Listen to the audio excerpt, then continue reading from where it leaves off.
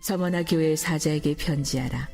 처음이며 마지막이요 죽었다가 살아나시니가 이르시되 내가 내 환난과 궁핍을 알거니와 실상은 내가 부유한 자니라. 자칭 유대인이라 하는 자들의 비방도 알거니와 실상은 유대인이 아니요 사탄의 회당이라. 너는 장차 받을 고난을 두려워하지 말라. 볼지어다 마귀가 장차 너희 가운데서 몇 사람을 옥에 던져 시험을 받게 하리니 너희가 10일 동안 환난을 받으리라. 내가 죽도록 충성하라. 그리하면 내가 생명의 관을 네게 주리라. 귀 있는 자는 성령의 교회들에게 하시는 말씀을 들을지어다. 이기는 자는 둘째 사망의 해를 받지 아니하니라. 스승의 주일입니다. 교회의 스승은 예수님이심을 고백하는 귀하고 복된 시간 되기를 소망합니다. 우리의 스승 되시는 예수님께서 교회를 통해서 말씀을 가르치들 사명을 주셨습니다. 그러므로 교회는 그 어떤 것보다 말씀 선포하고 말씀 가르치는 일을 가장 최우선으로 해야 합니다. 그렇기에 주님께서 맡기신 사명인 말씀을 가르치는 그 사명을 받아 섬기는 이들을 존중하고 또 말씀 배우기를 사모하는 그런 성도 다 될 수 있기를 바랍니다. 무엇보다 말씀을 가르치는 사명을 받은 목회자들이 말씀 사역에 집중할 수 있도록 우리 장로님들과 권사님들, 성도들 돌아보는 일에 힘을 다해 주시기 바랍니다.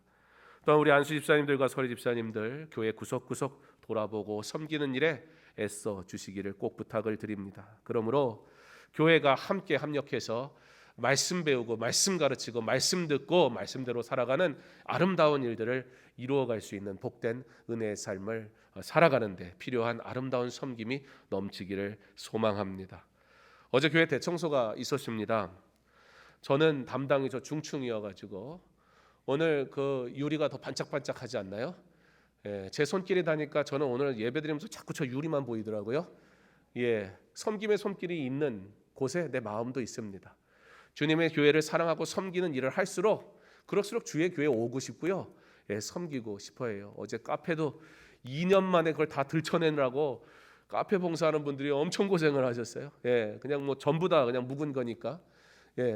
또 눈에 보이지 않게 지하에서 주차장에서 여러모로 처음에 시작할 때는 한 30여 분 오시더니 나중에 많이 오셔가지고 각자 맡은 일을 하니까 참 그래도 어느 정도 교회가 청소가 되는 걸 보고 너무 좋았습니다. 어제 청소 다 끝나고 주차장에 가가지고 밖에서 교회를 이렇게 안을 들여다보는데 햇빛에 비친 교회 정문 유리문이 막 반짝반짝 하는데 너무 좋더라고요. 그러면서 생각해 봤습니다. 교회도 이와 같이 깨끗하니까 내일 예배가 이렇게 기대가 되는데 우리의 삶이 정결하지 않고 우리의 삶이 준비되지 않은 상태에서 아무렇게나 살다가 교회 나오면 그래도 하나님이 받아주시고 은혜 주시지만 우리가 정결한 삶을 살다가 주 앞에 나와 예배 드릴 수 있다면 얼마나 좋을까. 여러분 그렇다면요 여러분 막 교회 오고 싶을걸요. 대부분 우리의 삶의 문제 여러 가지 상황들 그런 것 때문에 교회 가는 것도 모르겠다 그런 생각이 드는 것 같이 생각이 들지 모르겠지만 대체적으로 보면 내가 하나님 앞에 준비되어지지 못한 모습으로 인해서 사실 교회 가는 게 불편한 경우도 얼마나 많은지 몰라요. 비록 나의 삶의 형편은 여전히 똑같지만 그럼에도 불구하고 지금 나와 함께 하시는 하나님을 날마다 묵상하고 그 하나님과 함께 동행하고 있다면 정결하게 하시길 간절히 소망하고 회개함으로 나아가며 주께 기도하고 있다면 그렇다면 성도라면 누구나 이 거룩한 날 하나님 앞에 나와 예배하기를 사모하는 것은 누가 그렇게 하라고 강요하지 않아도 넘치는 기쁨이 있을 줄 믿습니다. 나는 어떠한 사람입니까? 특별히 지난 2년 코로나를 보내면서 나의 영혼은 안전합니까? 물론 하나님께서 우리의 영혼을 붙드시니 우리의 구원에 대한 문제는 결코 흔들림이 없겠으나 그러나 구원받은 성도로의 삶의 모습들은 사실 너무나 많이 무너져 있지는 않나요? 예배가 온전히 예배되어지길 간절히 소망합니다. 주일 예배는 2부에도 온라인으로 병행해서 생방송이 나가기는 하겠지만 그러나 이제 그래서 주일 오후부터 새벽, 수요, 금요 그럼에도 불구하고 먼 곳에 있기 때문에 또 여러 가지 형편 때문에 병중에 있어서 오지 못하시는 분들도 분명히 있습니다. 그러므로 녹화된 영상을 바로 올려드리기는 하겠지만 이제는 우리가 애써야 되겠다. 이곳에 나오지 않으면 하나님의 은혜가 임하지 않느냐 그런 얘기는 아닙니다. 그러나 이곳에 나오는 그 준비의 과정이 분명히 다르기 때문입니다. 예배를 사모하고 예배의 시간을 기억하고 그래서 이제 여러분들에게 카톡으로 안 보내드려요. 지금은 사실 여러분 다 아는데, 오늘 예배 있는 거 다 아는데 막 토요일도 보내고 주일 아침에도 보내고. 왜냐하면 그렇게 했던 이유는 우리가 온라인으로 예배 드리는 게 익숙치 않아가지고 깜빡깜빡하고, 교회를 준비해서 나오면 사실 그 분위기와 준비된 상황 속에서 참여만 하면 되는데, 집에서 예배를 드리니까요, 이거는 정말 신앙이 있지만 안 되겠더라고요. 누군가 옆에서 챙겨주지 않으면, 잠깐 믿지 않는 남편이라도 있으면 그 남편이 갑자기 안 먹던 아침을 갑자기 차려주라고 그런다든지, 그러면 막 정신없다가 시간 가는 거예요. 그래서 예배가 기억되고 예배가 반드시 드려지게 하기 위해 여러분들에게 연락을 드렸지만, 이제는 현장에 오는 시간이 됐는데 여전히 여러분들에게 오늘 예배가 있습니다, 이건 유치원생들한테도 매일 아침 오늘 등교해야 됩니다 카톡 안 보내주거든요. 자기들이 알아서 가지. 그래서 이제는 조금 더 우리가 준비된 자세로 하나님 앞에 예배에 나와야 되겠다. 성도들에게 필요한 것들을 제공을 해드렸지만, 이제는 오히려 그것이 하나님 앞에 준비된 예배로서의 가치를 자칫하면 떨어뜨릴 수 있는 일이 되지 않겠는가 해서, 이제는 주일 예배 같은 경우는 나오지 못하는 분들도 계시고 하니까 2부에 온라인으로 하지만, 그러나 그 외의 모든 예배는 원래 우리가 현장에서 예배 드렸으니까요. 그리고 뭐 어차피 뭐 이런 얘기하면 좀 그렇긴 하지만, 뭐 온라인으로 해도 안 들으시던 분은 안 들으시던데 한 400명이 밴드에 가입돼 있는데 400명이 들어오진 않으시거든요. 물론 애써 누구 걸로 여러 명이 저희 집도 온라인 예배 드리면 한 명 걸로 막 7명이 예배 드리잖아요.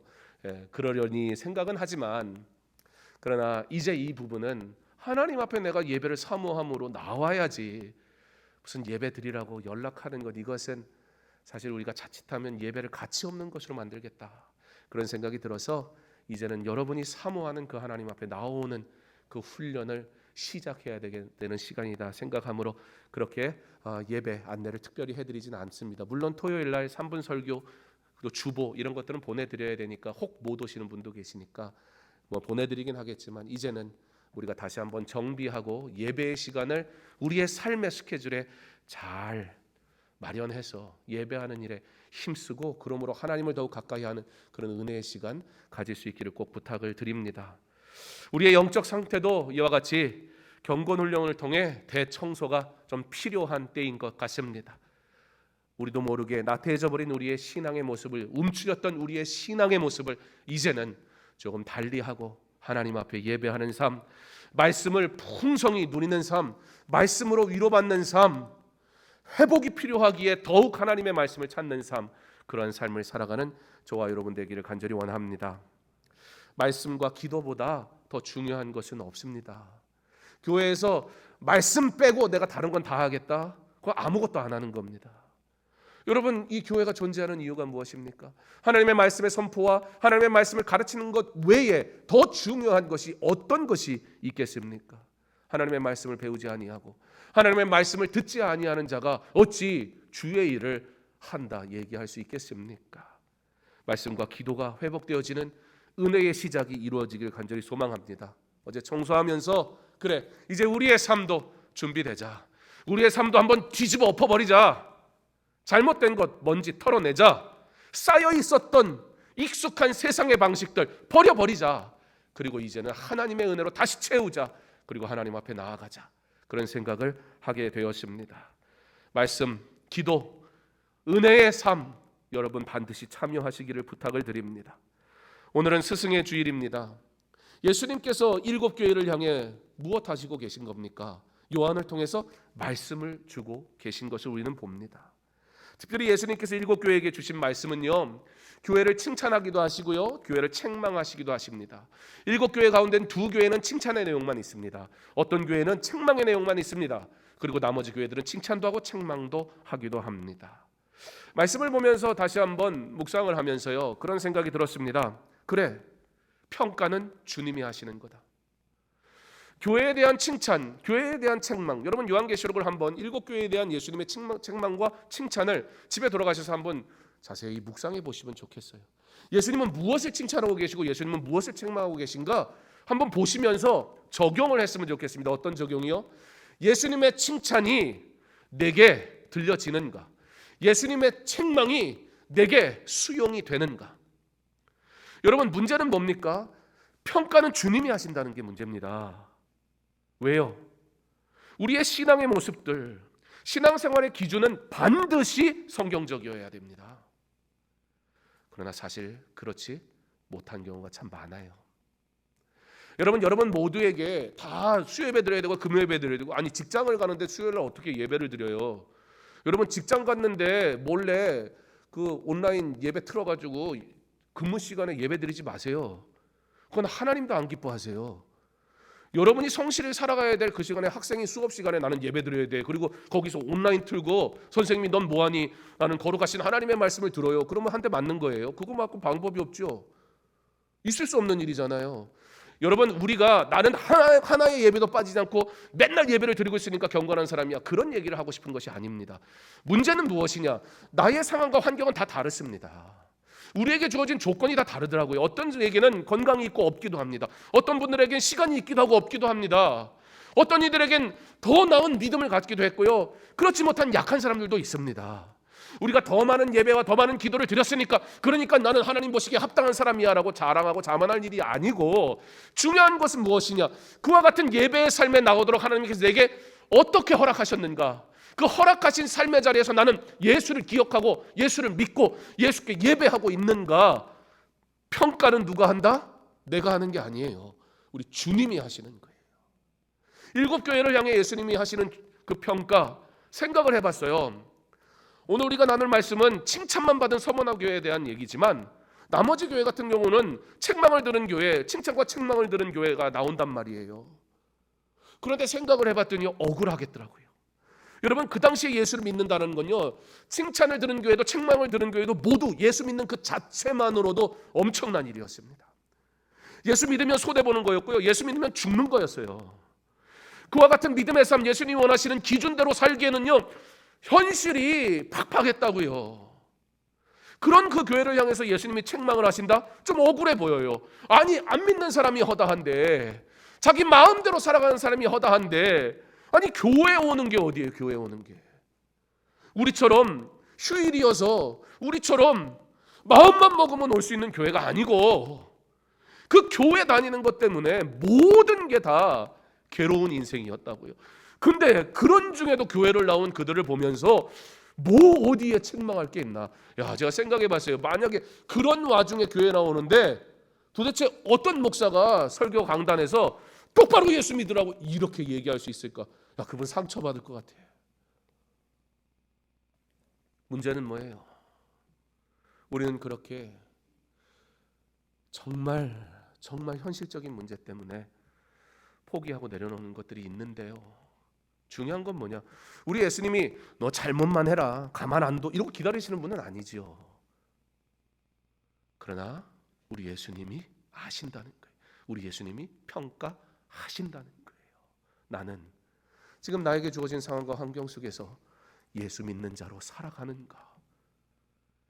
여러 가지 이유로 나는 주님이 원하시지 않는 길을 걷고 있는가? 반드시 점검하기를 바랍니다. 교회가 예뻐졌습니다.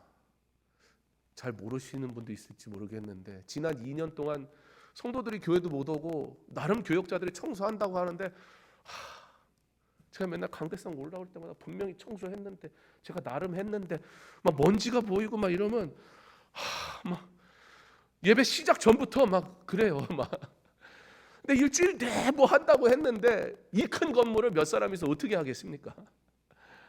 그러다가 어제 막 한 60여 명 와가지고 막 청소를 하는데 막 속이 다 시원하더라고요. 속이 시원해. 그러면서 한편으로는 아이고, 우리 교회가 좀 큰 교회였으면, 저도 부교육자 생활 큰 교회에서도 했으니까 큰 교회 가면 직원이 다 있거든요. 그럼 청소할 필요 없어요. 여러분, 그런 교회 다니면 얼마나 좋습니까? 청소 안 해도 돼요. 그냥 와서 그냥 막 예배만 드리고 가면 돼요. 과연 그게 좋은 건지는 잘 모르겠어요. 한편으로는 여러분들에게 죄송하더라고요. 삶에 살아가는 하루하루가 절대 쉽지 않을 텐데, 여러분들 직장 안에서 받는 스트레스, 그것만으로도 충분히 괴롭고 힘들 텐데, 애들 학교도 보내야 되고, 말 안 듣는 거 들어줘야 되고, 참아야 되고, 그러고 살려면 보통 일은 아닌데, 아이고 교회가 뭐 한다고 청소까지 하라고 오라 그래가지고 그냥 풀로 제끼고 그냥 막 이렇게 하나. 그러니까 와서 청소하시는 분을 보는데 제가 너무 미안한 마음이 막 들더라고요. 저도 열심히 그래서 했어요. 열심히 내게 주어진 일이라도 열심히 하자. 서머나 교회는 왜 칭찬받았을까? 서머나 교회는 우리 교회에 비교하면, 우리 서머나 교회 입장에서 우리 교회는 완전 대형 교회. 이렇게 잘 갖춘 교회가 없어요. 서머나 교회는요 사실 보잘것없는 교회였어요. 서머나 교회는요 성도들도요 정말 지질이 가난했고요, 정말 힘들었고요, 너무 괴로웠어요. 서머나 교회는요 외부에서 성도들을 이렇게 보면 아휴 예수 믿는데 저렇게 살아서 어떻게, 혀를 찰 정도로 정말 괴로운 삶을 살았어요. 왜 그랬을까? 서머나 교회 성도들은 게을렀나? 아니면 서머나 교회 성도들은 너무 열심히 특심이라 믿음이 대단해서 일도 안 하고 막 교회 와서 막 기도만 했나? 그러다 보니까 저렇게 가난하게 살았나? 아니요. 아니 만약에 그러면 하나님 기뻐하지 않으세요. 하나님은 우리의 일상에서 그리스도인으로 살아가는 것을 기뻐하시지, 우리가 모든 것을 다 포기하고 그냥 교회 나와가지고 그냥 막 엎드려서 기도만 하는 것 바라지 않으세요. 하나님은 우리가 우리의 일상에서 하나님의 기도하는 자로 담대하게 선포하며 승리하며 살길 원하시지, 여기 와가지고 세상을 등지고 살아가는 것을 바라지 않으세요. 그렇다면 서머나 교회는 왜 그리 괴롭고 가난한 인생이었을까? 그런데 서머나 교회를 예수님은 왜 칭찬하셨을까? 가난이 믿음인가? 이런 질문을 우리는 하지 않을 수가 없습니다. 그래서 우리는 서머나라는 지역의 배경을 좀 이해할 필요가 있습니다. 서머나, 모략이라는 뜻을 가지고 있는 곳입니다. 항구 도시입니다. 여러분 그 시대의 항구 도시가 즉 무슨 도시예요? 돈이 모이는 곳이었습니다. 사람이 모이는 곳이었습니다. 문화가 발달되는 곳이었습니다. 그런데 이곳은요 무역만 되는 것이 아니라 특별히 여기는 이런 이름을 가지고 있었어요. 아시아의 장신구, 아시아의 면류관, 아시아의 꽃. 무슨 얘기냐? 로마 사람들이 다들 그냥 입만 열면 이번 휴가 어디로 갈까? 그러면 나 서머나 가볼래 라고 말할 정도로 유명한 관광지, 누구나 가고 싶은 땅, 돈이 몰릴 수밖에 없는 곳, 노력만 하면, 수고하면 살아가는 것 크게 문제없는 그런 땅이었다는 것입니다. 맑고 청명한 하늘과 아름다운 해안을 가져서 경치가 너무 아름다웠어요. 관광산업이 당연히 발달됐지요. 즐길 문화가 즐비했습니다. 돈 쓰러 사람들이 왔다고요. 그런데 여기에 교회가 있었단 말이에요. 그리고 그 교회의 성도들은 오늘 성경이 우리에게 분명하게 알려주잖아요. 어땠다고요? 가난했다, 궁핍했다. 이게 경건인가? 이렇게 신앙생활하는 게 믿음인가? 도대체 무슨 의미로 예수님은 서머나 교회를 칭찬하셨지?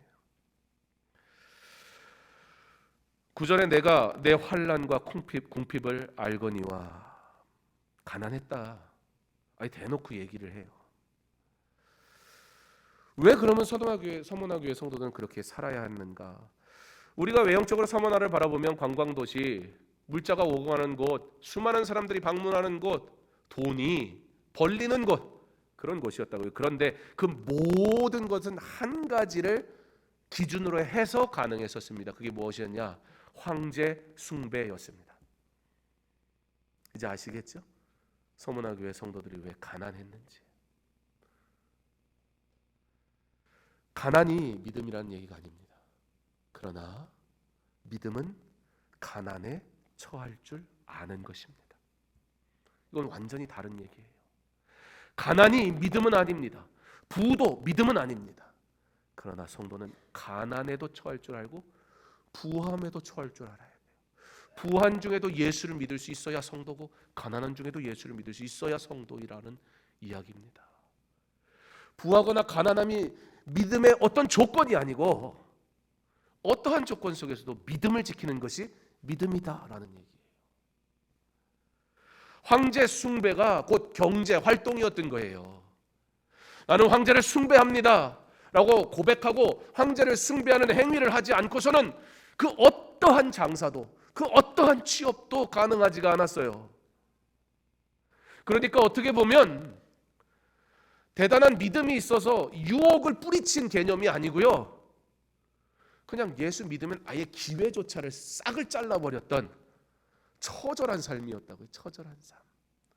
반대로 뭐예요? 내가 황제 숭배합니다. 뭐 실상은 안 그런데 예수님 아시죠? 제가 어떤 마음인지. 그러고 말은 그러나 어떡하겠어요? 세상을 살아야 되는데. 그리고 나 황제 숭배해요 말만 하면 잘 살 수 있었어요. 서머나 교회 성도들도. 그런데 우상을 섬길 수 없잖아요. 그러니까 그들은 무엇을 택했어요? 예수 그리스도를 택했어요. 그러므로 그들의 삶은 궁핍했습니다. 단순히 가난한 게 아니었어요.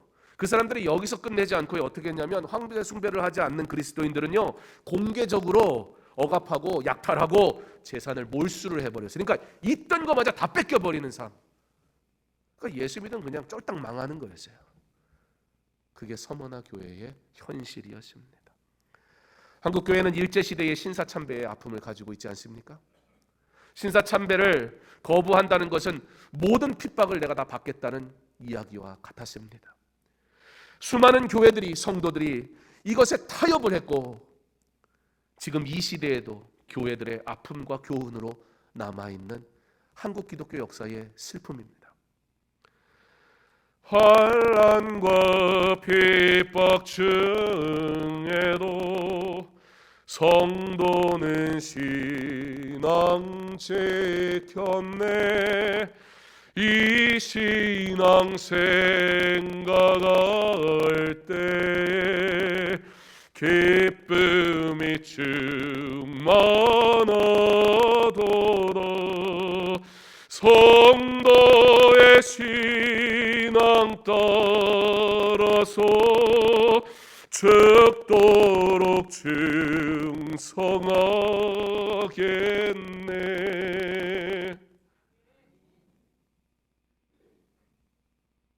네, 여러분, 솔직히 저는요, 서머나 교회 성도였으면 이 찬양 못 불렀을 것 같아요. 지금 우리 얼마든지 부를 수 있어요. 지금 우리 얼마든지 은혜 받을 수도 있어요. 지금 우리 얼마든지 결단할 수도 있어요. 그런데 내가 서머나라는 도시에 살았으면 내가 누구보다 예수님 부인하는 자는 아니었을까 두렵기까지 합니다. 우리의 신앙이 말이 아니라 삶으로 나타나기를 소망합니다. 우리의 찬양의 고백이 믿음의 고백이기를 원합니다. 그래서 찬양은 노래가 아닌 거예요. 그 음의 감동, 멋진 목소리로 들려지는 노래가 아니라고요. 그러나 찬양은 반드시 믿음의 고백으로 하나님께 올려드리는 거예요. 그렇게 살아갈 수 있도록 깨어 기도해야 합니다. 그리고 서머나 교회 성도들이 그렇게 살았다는 거예요. 그러므로 칭찬받은 거예요. 가난하거나 부하거나가 아니고, 그들의 삶이 뭐 대단한 예배와 믿음 생활을 어떤 행위가 있어서가 아니고, 예수님의 칭찬의 기준은 한 번 나왔냐, 두 번 나왔냐, 10번 나왔냐, 100독을 했냐, 1000명을 전도했냐. 주님 기뻐하시는 일이고 칭찬하시는 일 맞지만, 그러나 그럴 수 없는데 예배 드리기를 소망하는 그 간절한 마음. 다윗이 나의 집은 이렇게 아름다운데 주님의 전은 여전히 성막으로 기브온 땅에 그렇게 아무렇게나 놓여져 있는 것만 같은 그 마음을 감당할 수가 없어서, 하나님, 내가 하나님의 성전을 지을 수 있게 해주세요. 우리가 알지만 다윗이 안 지었잖아요. 근데 하나님은 다윗에게 그때 약속했잖아요. 너의 왕조가 끊이지 않게 하겠다. 다윗의 자손 예수 그리스도의 생애라 유다를 통해 다윗 왕조를 통해 예수님이 이 땅에 오시는 하나님의 약속이 그에게 임했고 성취되지 않았습니까? 언제요? 대단하게 무엇을 해서? 아니요. 다윗이 대단하게 한 건 맞아요. 그러나 그가 하나님의 약속을 받았던 것은 솔로몬이 나중에 성전을 지었는데 솔로몬이 성전을 짓긴 했지만 그 성전을 짓기 위한 모든 자재, 모든 필요는 누가 다 했어요? 다윗이 했어요. 그러나 다윗이 그와 같은 일을 하기 전에 이미 하나님은 약속하셨다고요. 그의 마음만으로도 내가 주를 위해 무엇할까? 하나님 힘들어요. 하나님 나 직장생활하며 믿음생활하는 건 너무 어려워요. 하나님 이 직분을 감당하는 게요 사실 두려워요. 어떻게 하죠? 그래도 그냥 해볼게요. 내게 주어진 삶의 자리에서 하나님 기도하며 감당해 볼게요. 그거면 돼요. 그럼 우리 예수님이 감동하세요. 우리 예수님이 그거면 족하다 그러세요. 계산하지 맙시다. 나는 괜찮은 신앙인이다 아니다 내 스스로 평가하지 맙시다. 그러나 주님의 평가는 명확합니다. 내가 어떠한 상황 속에서도 주를 사랑하는가. 그들이 가난함으로 믿음 있는 성도가 아니었고 그들이 믿음을 위하여 가난하기도 기쁨으로 여겼다는 것이 칭찬의 이유였다는 사실을 꼭 기억합시다. 우리에게 주어진 예배의 형편은 다 다릅니다. 저야 당연히 다 예배 드려야지요. 제가 예배 안 드리면 말이 됩니까? 아니 교회에 살면서 목사가 오늘은 좀 느낌이 안 좋아, 오늘은 좀 나도 나들이를 갔다 와야 되겠어 뭐 이러고 예배 드리십시오. 그리고 놀러 가면 말이 됩니까 그게? 어찌 여러분들에게 저하고 똑같은 적용을 하라고 하겠어요? 그런 거 요구하지 않습니다. 그러나 주님이 아세요 여러분의 상황을. 그러므로 너무 걱정하지 마세요. 그러나 동시에 두려운 마음으로 사세요. 주님이 여러분의 상황을 아세요. 지금 내가 예배할 수 있는데 세상을 택했나 그렇지 않은가 주님이 다 아신다고요. 여러분 놀라운 사실은요 사실 그들이 당하는 핍박, 환난은요 사실 경제적인 문제가 아니었어요. 그들이 핍박당했던 이유는 뭐냐면 지금 대부분의 사람들은 황제 숭배를 하기 때문에 그 황제 숭배를 통해서 얻는 많은 유익을 얻었단 말이에요. 로마 입장에서는요 그런 것들을 더 부추길 수밖에 없었어요. 그래서 황제를 숭배하게 만들어야 됐단 말이에요. 그러므로 황제를 숭배하는 자에겐 분명히 보답이 있었다고요. 즉 황제를 잘 섬기기만 해도 생활이 보장이 된단 말입니다. 그런데 이상하게 안 하는 소수의 사람들이 있는 거예요. 무리수로 보면 별거 아니에요. 얼마든지 찍어 누를 수 있어요. 실제 그렇게 했어요. 그래서 핍박을 당했어요. 그런데 여러분 생각을 해보세요. 아니 다수가 다 이쪽 편이고 몇 사람 저쪽 편인데 이 사람 죽이겠다고 뭐 그렇게 힘쓸 필요 있습니까? 어차피 뭐 아무것도 할 수 없는데. 그런 게 세상의 논리란 말이에요. 그런데 실상이 그렇지 않았던 거예요. 이상한 거예요. 이 예수 믿는 사람은 오른밤을 맞으면 왼밤도 내놓고 오리를 가자 그러면 십리를 가고 뺏어내면 오히려 더 주고 아무것도 가진 것도 없으면서 지들이 달라고 그래야 될 판인데 오히려 뺏어가는 자신들을 용서하고 더 필요한 거 없냐고 그러고 완전 미치고 팔짝뛸 노릇인 거예요 이게. 자 그러다 보니까 사람들이 이게 뭐지? 나도 신을 믿고 저들도 신을 믿는데 도대체 저들이 믿는 신은 뭐지? 악을 행하니까 자신의 악이 보이는 거예요. 그리스도인을 통해서 지금까지는 황제 숭배를 통해 나는 내 가족을 부양하기 위해 나름 다 그럴싸한 명분이 있었다고요. 그래서 악을 쫓아가며 세상이 다 그렇게 사는 걸 살아갔는데 이쪽에서 살다 또 여기 하면 안 되죠. 이쪽에서 살다 보면 이쪽에서 살다 보면 내가 정상이란 말이에요. 어느 날 지나가다가 이쪽을 딱 봤는데 예수 믿는 사람만 만나면 이게 내가 죽일 놈인 거예요. 양심의 가책이 느껴지잖아요. 나도 이제 이 삶을 정리할까? 이건 아닌 것 같아. 젊은 시절엔 돈이 단 줄 알았는데 나이 먹고 보니 돈 있어봐야 그거 움켜쥐고 가져갈 것도 아니고, 야 이거 아닌 것 같아, 이거 아닌 것 같아. 그런데 막 그리스도인들이 섬겨요. 여러분 1세기의 그리스도인들 수많은 사람들이 자녀를 낳고요 그냥 막 갖다 버렸어요. 그 갖다 버린 아이들을 누가 다 케어했냐? 그리스도인들이 케어했어요. 그러니까 세상 예수 안 믿어도 예수 믿는 사람 다른 거예요. 감동이, 삶을 통해 감동이 오는 거예요. 그러니까 이 사람들만 보면 막 내 안에 있는 이 썩은 것들이 막 들춰지니까. 그런데 여러분, 우리는 선을 알기 때문에 선을 따라 살아갑니까? 아니요.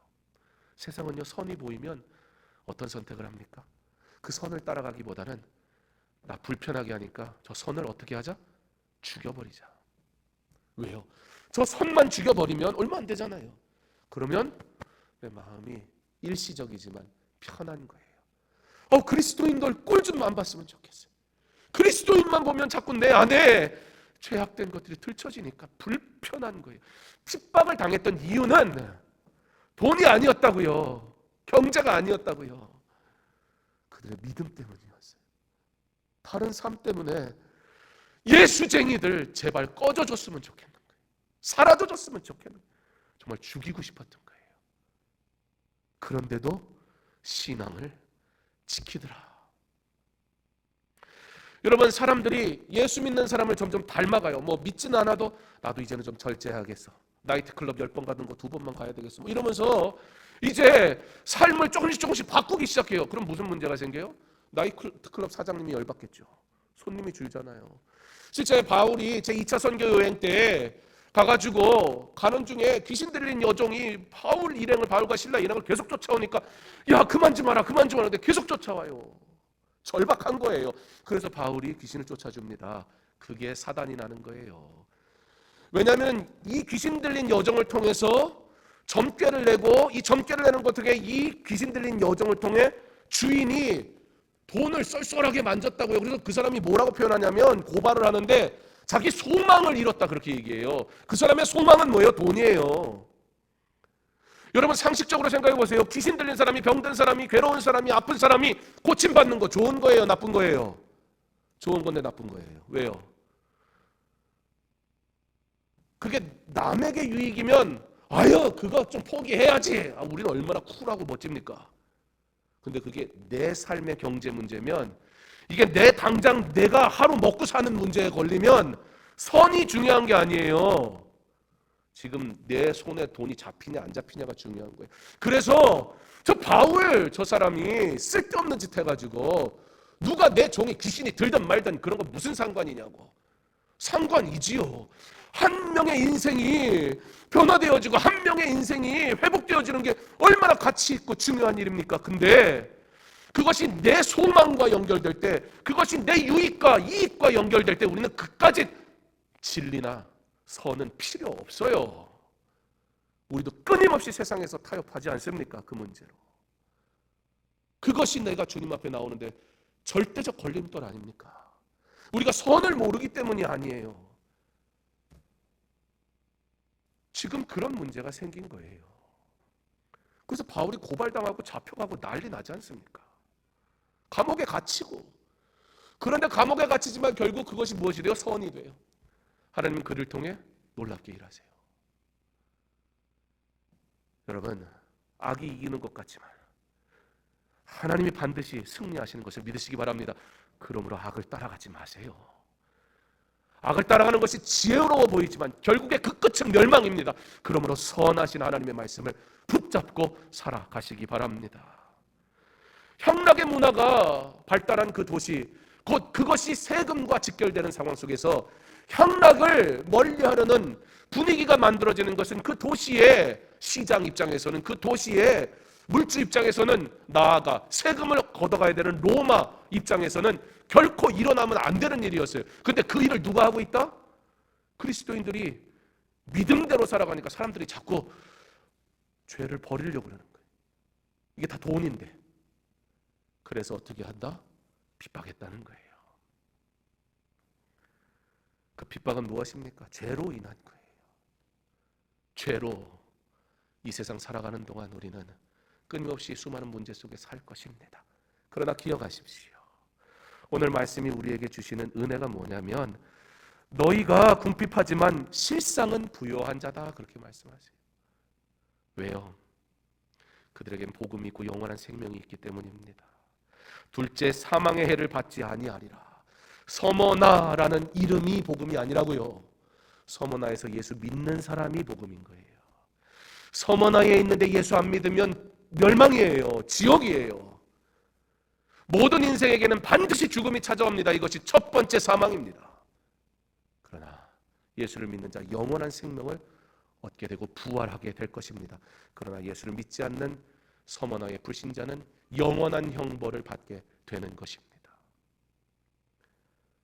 이러한 고난 중에 서머나 교회 성도들은 주님의 말씀을 듣습니다. 10절에 장차 받을 고난을 두려워하지 말라. 무슨 얘기예요? 이 정도 고생했으니까 이제는 해피엔딩이다. 아니요, 앞으로 고난이 더 있을 거야 라고 말씀하십니다. 그럼에도 불구하고 이것이 왜 위로가 됩니까? 처음이며 마지막이요. 누구를 얘기하는 거예요? 예수 그리스도. 죽었다가 살아나시니까 그거 어떻게 하셨다고요? 우리가 당하는 모든 고난은 우리 주님이 앞서 당하신 고난이다. 결코 홀로 내버려 두시지 않는다. 우리가 당하는 십자가의 이 길은 이미 주님이 먼저 걸어가신 길이다. 그러므로 두려워하지 마라. 우리가 당하는 이 고난을 통해 우리는 우리 주님이 어떠한 고난을 당하셨는가 오히려 깨닫게 될 것입니다. 주님은 소모나 교회가 지금까지 잘 견뎌온 것 같이 남은 시험에 대도 잘 견딜 것을 말씀하고 있습니다. 그러므로 내가 죽도록 충성하라. 그리하면 내가 생명의 관을 내게 주리라 말씀하십니다. 사랑하는 성도 여러분, 바라기는 강소중앙교회가 서머나 교회 성도들과 같은 좋은 믿음의 스승이 많은 교회 되기를 소망합니다. 그런 믿음의 스승들이 리더가 되는 교회, 정말 말씀 붙들고 예배를 생명같이 여기는 이들이 리더가 돼야 되지 않겠습니까?